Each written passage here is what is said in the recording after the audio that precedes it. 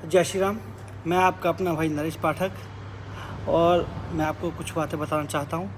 और मेरी बातें बताने का मतलब सीधा सा है, जो घटना मेरे साथ घटती है मैं ना चाहता कि वो किसी और के साथ ऐसा कुछ हो, या मेरे साथ कुछ गलत होने की संभावना बन जाती है, या मेरे साथ कुछ गलत होता है तो मैं चाहता हूँ कि वो सब आपके साथ ना हो जो भी मेरे साथ जुड़े हुए हैं। तो भैया ये कलयुग है, कलह का युग है, और तुम ना किसी के लिए अच्छा करना चाह रहे हो या किसी की मदद करना चाह रहे हो ना, एक बार सोच लो कि वो डिज़र्विंग पर्सन है या नहीं है। अब ये कैसे पता करें डिज़र्विंग पर्सन है या नहीं है, वो डिपेंड करता है कंडीशन के ऊपर।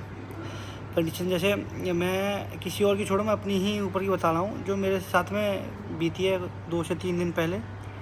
तो भाई एक हमारे पड़ोस में रात के करीबन 1:30 बजे से एक महिला को, एक लेडीज़ को उसके हस्बैंड मारने से लगा रहे थे काफ़ी टाइम से। मतलब मुझे तो मेरे भाई ने 2:30 बजे जगाया।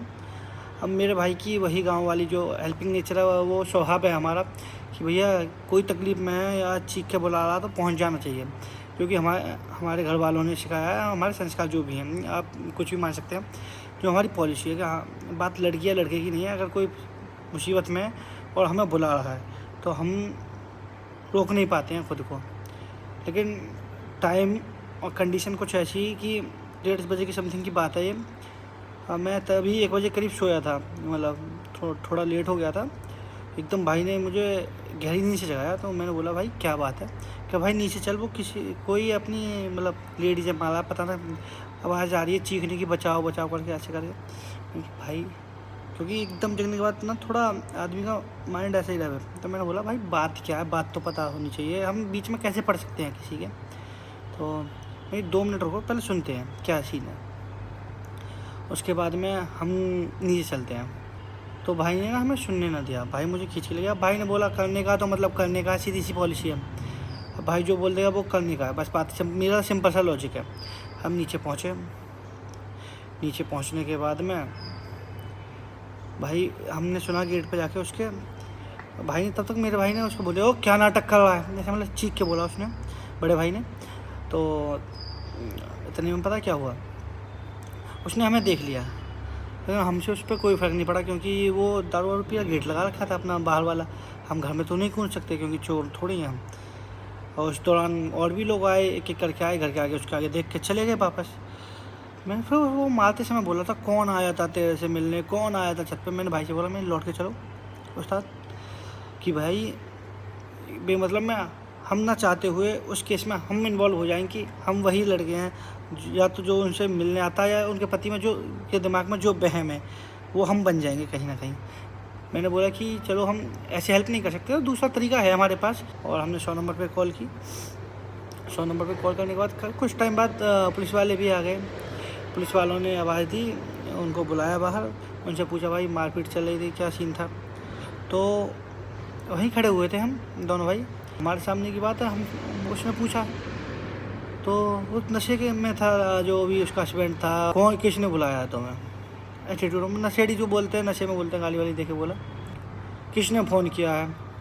वो सब ठीक है, जो 1.5 घंटे 2 घंटे से लेडीज़ ना चिल्ला रही थी मुझे बचा लो मैं मर जाऊंगी मैं, हमें लगा कि भाई कहीं ना कहीं ये तो बोलेगी कि मैं पिट रही हूँ, बना मुझे मारने वाला है जो जान से, उसके लिए तो बोलेगी ना पुलिस से कि भाई मुझे बचा लो।